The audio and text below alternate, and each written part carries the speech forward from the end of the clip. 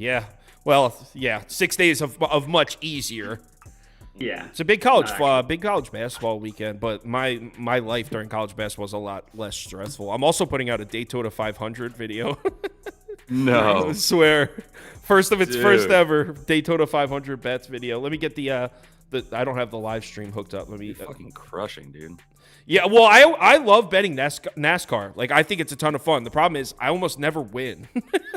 And I think a part of the reason people tune into the channel is they're trying to win bets. So I'm just gonna have to put a big disclaimer, like, hey guys, betting the Daytona 500.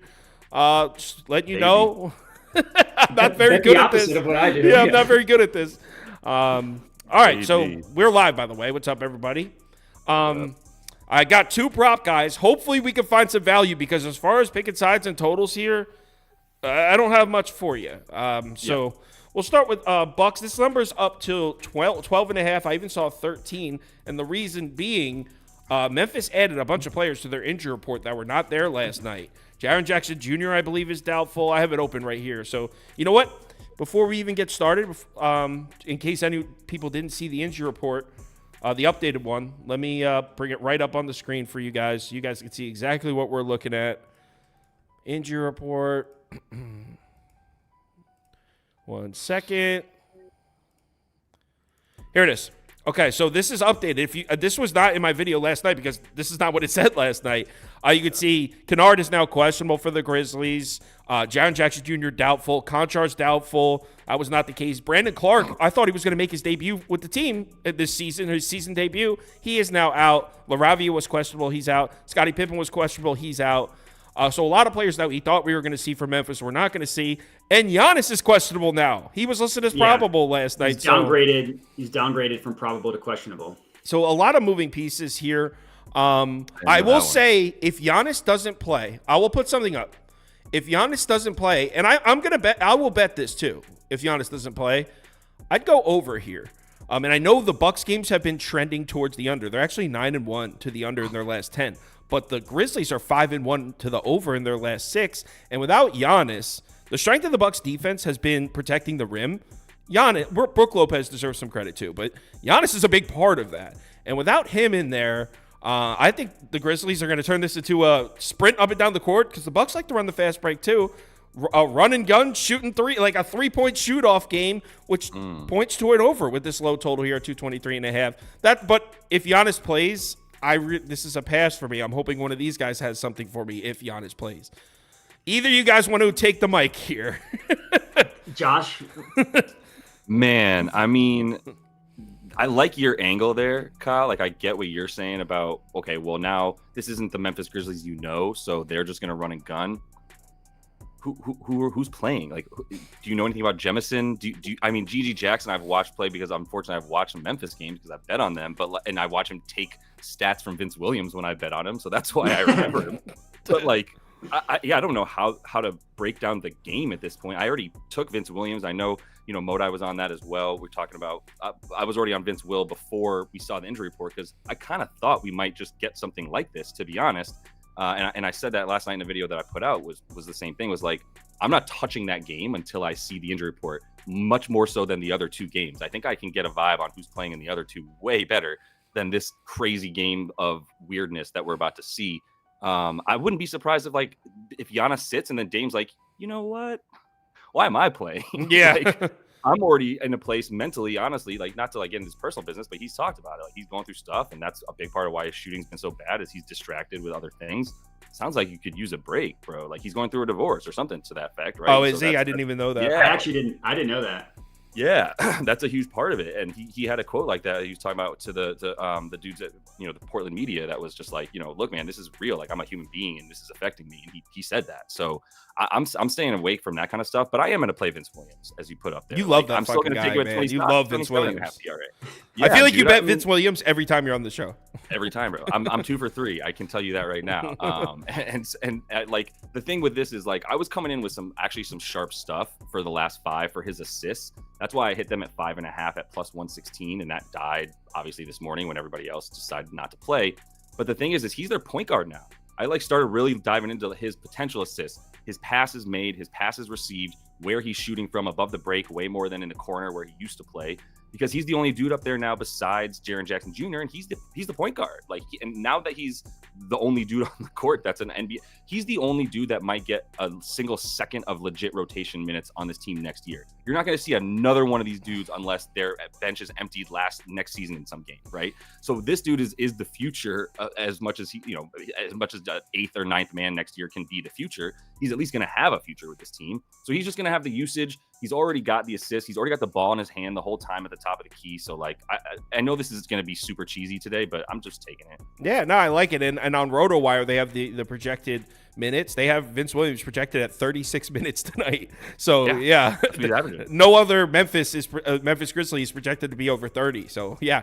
This usage should be there. Yep. Modi? So, I'm pissed. I had Giannis, early this morning, I locked in Vince Williams over 23.5 points, rebounds, assists. Obviously, that got nuked in a good way. And then I had Giannis over 12.5 rebounds. And then since I gave you that pick, he went from probable to questionable. I thought he was going to play and was going to try to win just because to get that bad taste out of their mouth after they got smoked by the Heat. I was like, he's going to play because they just want to – it's like you just want to see a ball go through the hoop or a shooter needs a free throw to kind of get himself to the rhythm. That's what the Grizzlies are. But him getting downgraded from probable to questionable makes me nervous. If he plays, and I don't know how anybody would know this, but if he actually plays normal minutes, non-blowout minutes, this dude's going to get 13 rebounds in like the first 20 minutes that he plays. So just look at the Grizzlies. Like, there's nobody left to play center. Everybody's hurt. And they're shooting a ton of bricks. Like, they're giving up a ton of rebounds. Yesterday against the Rockets, 3 separate guys had 10-plus rebounds, none of which were their center, Şengün. It was Jabari Smith Jr., it was Amen Thompson, and it was Dylan Brooks. And I had his. I bet Şengün rebounds. That's why I. So did I. No, so did I. And then Giannis missed this last game. He had 11 in the blowout against the Heat. Played limited minutes. Prior to that, the previous 2 games, 14, 18 rebounds. So, like, I was all over this play. I locked it in at plus 110. I loved seeing the line movement because that's another CLV win for me, but between this and the Vince Williams one. But then him getting downgraded to questionable, to me, it's like, how often do dudes actually play through that when they get downgraded? You know what I mean? So if he sits, that'll just be refunded. No harm, no foul. My concern is that he plays and even in non-blowout minutes doesn't play his normal minutes load. But if he does, to me, I thought this was a smash play. Okay, so Giannis over rebounds if he plays. Seems like both of you favor Vince Williams overs, and I like the over if Giannis sits. If Giannis plays, this is a pass for me. Next. So 42%, 37% in favor of Memphis. So you guys are favoring the Grizzlies here. Next game, Golden State at Utah. And I know a lot of people in here are taking the Warriors here, because I can read your comments as you're talking. You guys loving Golden State. I am most definitely not loving Golden State. I think you would. I am on the Jazz. And I just took Golden State -1 in Utah. I feel like that was recently. I mean, that was like, it was 3 days ago. Yeah. So I just took Golden State in this arena just a few days back. I'm going with Utah on this one. And mostly it's because of the back-to-back, but it's not like – I feel like it's okay, so let me start by saying Utah defensively has 2 major weaknesses, guarding the outside shot, which is still a thing against the Golden State, so that is not solved. But they really struggle to defend in transition. They struggle against the fast break. Golden State doesn't run any fast breaks. In fact, as of about a week and a half ago, I'll double-check it right now to make sure it's still a thing. Fast break frequency, pace, 30th. They're still dead last. So Golden State on the season is dead last in fast break frequency. This team runs fewer fast breaks than anyone else in the NBA. And when they do run the fast break, they're 27th in efficiency. So they don't run the fast break. And in the few times where they do, they're bad at it. That's huge for Utah, who one of their main weaknesses is defending that fast break. So I like that. I'm a little worried about the outside shooting for Golden State. But then you couple on the fact that Golden State just played a game down to the wire, a huge game against the Clippers last night, ended up losing. Steph Curry played 35 minutes. Kuminga played 35 minutes. Klay Thompson played 30 minutes. Andrew Wiggins played 30 minutes. These guys logged serious minutes last night in a game where they got their heart broken. These are veterans. This is a little different bit of an energy than the Jazz team. I think a lot of these Golden State veterans might have already started looking to the All-Star break. I mean, that was their game that they had circled. They like beat the Clippers and then let's get to the All-Star break with the momentum because they were red hot. When I played Golden State the other day in Utah, part of me was just riding the heater. This team on the road is unstoppable. I'm not stepping in front of this Golden State train. I think the wind is out of the sails a little bit, and I'm going back to Utah to bounce back after a loss last night themselves. Who did Utah lose to last night again? Lakers, right. Lakers, Oh, yeah. That's right. I had the Lakers.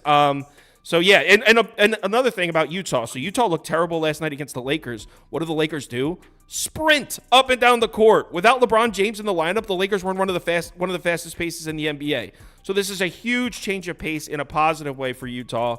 I'm on the Jazz. Gentlemen, what do you think? So I took Draymond assists on my own channel. I gave out 7.5. You can actually get a pretty good price on 6.5. So that's what I gave to that's what you see on the screen here that I gave to Kyle. I feel like maybe I'm trying to just be a little bit too different with this one, but I feel like everybody's going to be all over Steph over his assists because he just had 10 3 days ago against the Jazz. We all just saw the Jazz get lit up. D'Angelo Russell put up 17 against the Jazz last night. So I feel like everybody's going to want to take Steph Curry assists. So again, maybe I'm just trying to be a little bit too different, but I kind of like the Draymond Green angle instead. His minutes have fluctuated since he came back. It's like some games he'll play 30, some games he'll play like 13, which is definitely a concern. But in that game against the Jazz that they just played a couple days ago, he had 8 assists in 23.5 minutes of play. And since he came back from injury, he's played 13 games. He's got over 10 potential assists per game. So look at the month of February, that number jumps up to about 12 potential assists per game. So he's been playmaking pretty well. And looking at Courtside Pal, they list this as a better matchup for Draymond than they do for Steph. According to, again, Courtside Pal, they give up the most assists to Draymond's playmaking style. They gave up the 7th most to Steph. So it's not quite the typical point guard that you want to target against the Jazz, just in terms of his playmaking style. Obviously, he just went off against them last game. They give up a lot of assists to the forward position. 9 of the last 10 power forwards have cashed their over assist number against the Jazz.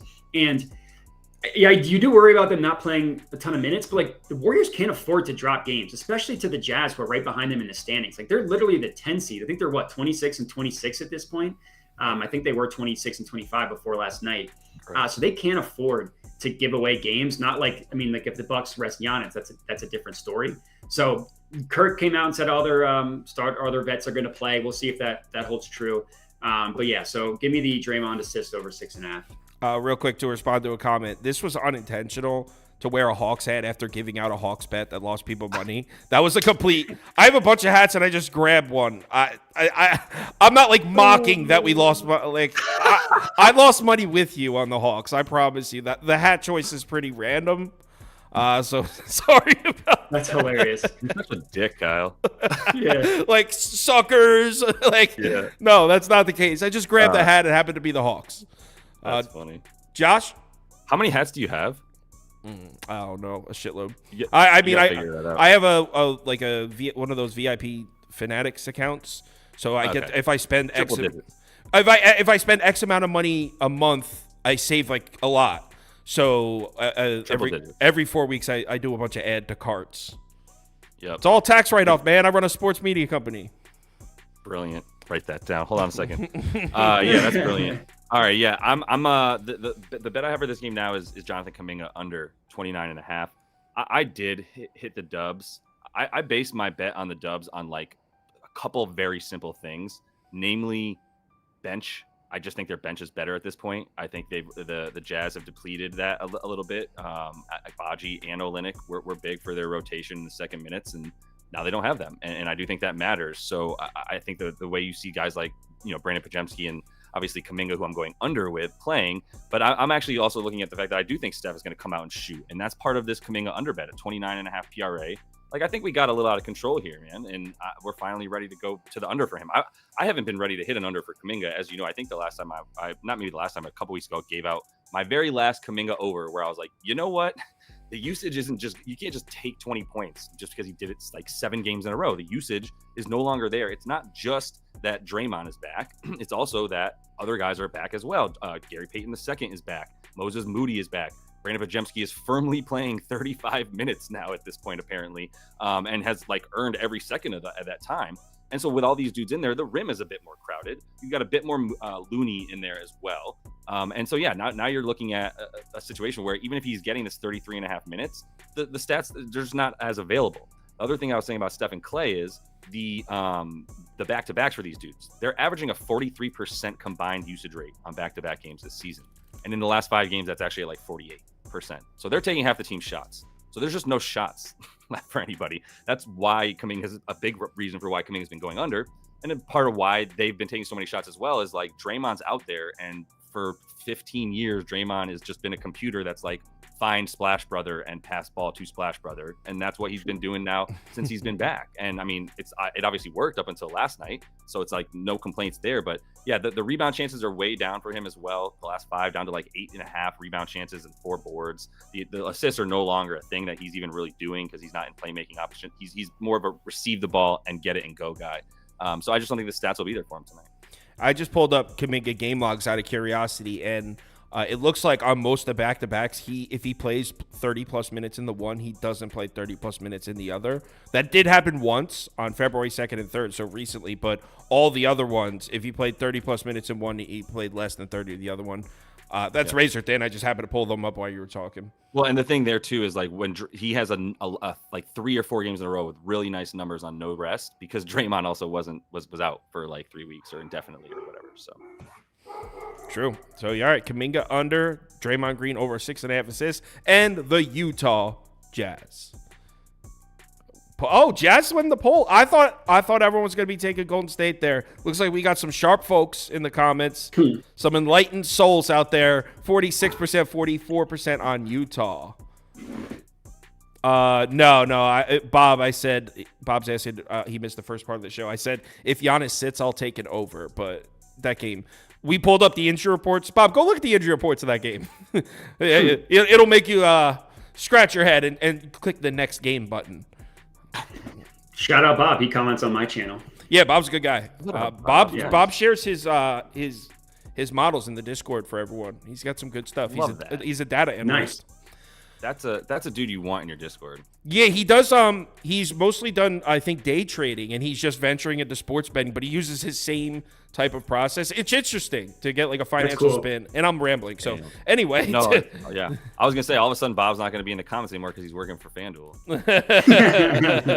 No, Bob's not gonna cross over to the dark side. Bob's on our team. All right. All right. So Minnesota at Portland, and I'm not changing. I would still lean Minnesota. I know Edwards is questionable. I think there's regression coming. I don't know did either of you guys take an Ayton prop? Because my buddy wanted me to, and I didn't. An over? Because I was leaning. I'm not a prop guy, and I don't look at like the hit rates and all that. But Ayton just went off the other night against Minnesota. 22 and 16, 11 of 12 from the floor.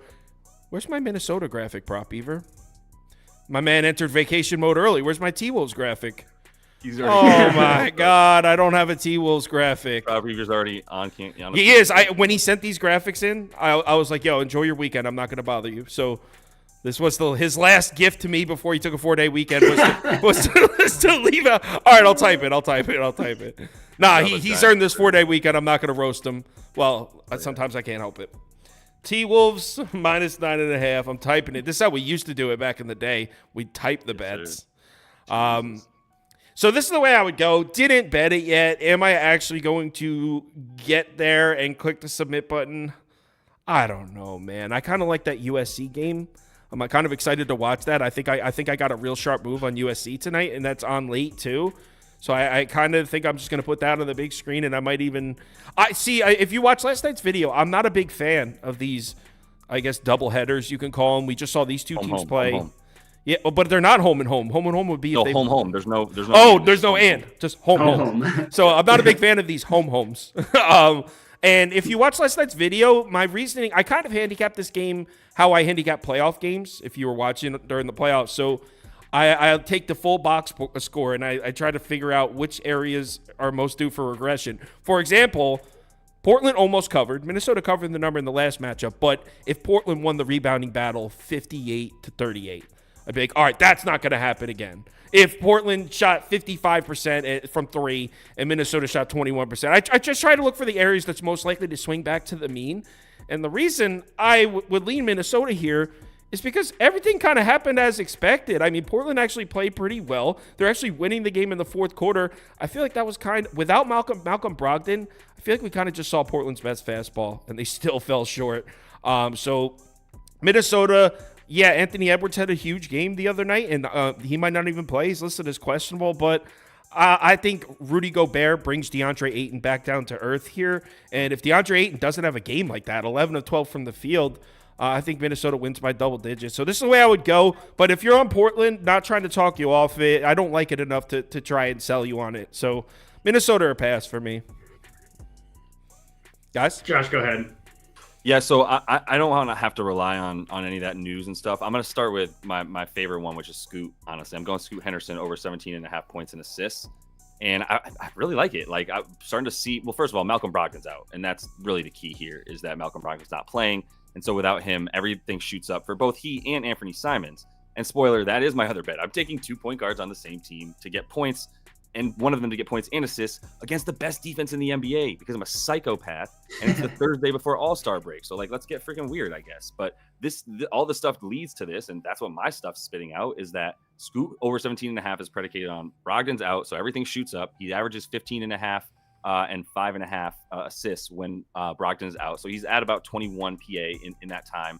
And then the other thing is the shots go up. Obviously, the minutes go up as well. He's been averaging about 33 minutes in his last 5, going over this in all 5 for this combo of points and assists. So he's just going to be out there. And like, I'm always looking for the home team. These are 2 angles that I've been playing. Young dudes, home team on these last day of games before everybody's out. It's like the only dude that could possibly be checked in is the dude that's going to get his increase in minutes because Ant doesn't want to play, or this guy doesn't want to play, or Brogdon's already out, right? So it's like, give me the ball. I'll go. I'm still locked in. Like, I'm still playing for a contract and my minutes and whatever. Obviously, Scoot's third pick, but the other dude for Anthony Simons, that bet, like, it's the same thing. His points shoot up by 7 without Malcolm Brogdon in there. I'm not saying that, like, Portland's going to speed things up more than they have because they've been playing slow, but they do play a little bit faster without Malcolm Brogdon, and they do just get all their shots up. Like, Anthony Simons, his usage rate goes up from like 27.5 to about 32.5 without Brogdon. So he's taking about 3.5 or 4 more shots per game without him. I got to take based on usage. He took 10 threes against them last game. He does a little bit better at home. Everything just is like, all right, this is enough of an edge to me that I'm going to take the Scoot points over 17.5 and the Anthony Simons over 21.5 points as well. Oh, the Simons one is your prop as well. Okay. Yeah, exactly. I think he has the same exact prop. So, yeah, I just took it 1 point higher. I took it over 22.5 to get to plus odds. Nice. But yeah, I mean, you kind of said the exact same logic that I had. So I saw that, like, based on the starting lineup that's playing, RotoWire has his usage rate at like 34%. That's a crazy usage rate. That's like Luka Doncic level usage rate, like just below Luka. And Embiid's, I think, at like 37 or 39. I also like this as just a fade of the last game. Like, if he puts up the same, I think if he takes the same exact shots that he scored last game, more often than not, he's going to go over 22.5 points. Like, he was 6 of 19 from the field. He was 4 of 10 from 3, as you mentioned. And prior to the game against the Timberwolves, this last game, he had gone over 22.5 in 4 straight games. So some of these home and homes, like almost just like with the Celtics, I bet their spread because the Nets covered the game before. It was in Boston and Celtics beat the crap out of them. This is a little bit different situation, but I always try to find kind of similar to what you do, Kyle, like what happened last game, and then just bet the opposite of that because people just fall in love with whatever happened recently. Oh, he went under? Perfect. I'm going to bet the under. So that's why, yeah, the Simons one, Josh said a lot of the points that I had, but that's where I went. I want to pull a comment up right here. Juice, you are going to regret this one. I'm saving this screenshot. The Juice doesn't like my USC pick, and I want this. I'm going to let this sit on the screen for a second. USC's winning tonight. I like this pick. Everyone's down on USC. It's time to buy low. I like it. Utah's been looking like trash recently. USC's got Collier back. Collier and Boogie Ellis both finally have a good game together. I think USC wins comfortably. So, yeah, you're going to eat the words there. The Juice. Love that. How's Bronny doing? Not. I mean, it's LeBron. His dad is so polarizing that whatever the kid does is going to get heavily scrutinized. Like, yeah. So obviously people are roasting him, but like, that's trash. Yeah. That was a serious question. I wasn't even trolling. Oh no, he's not putting up. Yeah. He's not like he's not one of the best players on the team. But yeah, it's like. You know how unless he was putting 30 a night up and was going to project it to be a top 5 pick, he was going to get criticized. That's just how it is. And what, he's coming off of that heart condition that he had, like his I don't really know the details on that, but but he's been playing. We polled Heavy Twitch Minnesota, by the way, 57%, 25%. What's up? Before we get off of Minnesota entirely, can I just ask what you think about the over at this point? I think you can get 214.5, and it got bet down a couple points, but like. One of the things I was looking at was free throws. Both of these teams bottom 3 or 4 in free throw attempt rate to their opponent, and both of them top 5 in free throw attempt rate over their last 5 to 10 games. It went over pretty comfortably last time, and now it's a little bit lower. I don't know. And I like how both these teams have the offensive rebounding edge. Portland's a great offensive rebounding team. They're a terrible defensive rebounding team. So there should be second chance opportunities on both sides. Yeah, I would look the over. I think my model has this one at 219, so it would point slightly to an over. That's the way I would go, but I wasn't going to bet the total here. Yeah. All right. So, I mean, we can't really do a community parlay with 3 games. So let's just call it. Let's parlay 'em. Yeah, just parlay your favorite favorite ones. Everyone, thanks for watching. I will get these guys back next week when the NBA resumes. I'll be here on Saturday morning. We have the college basketball show, and then I'm dropping a Daytona 500 video for Sunday. I'm doing my best. I like betting NASCAR, but I'm not like extremely well versed, but I'm putting in the work for it. It'll be like, I promise the video will be well researched, even though I personally am not the biggest. Like I'll put a lot of work into it. Everyone, you gotta get a NASCAR hat now. I think I might have a couple. Oh yeah, I got a bunch of them. Pennzoil hat. Yeah, I think I have a Kyle Busch 18 hat. Fire. So everyone, enjoy your long weekend. But you'll see me if you're betting college basketball. You'll see my face. So. Have a good one, guys. Remember to bet responsibly.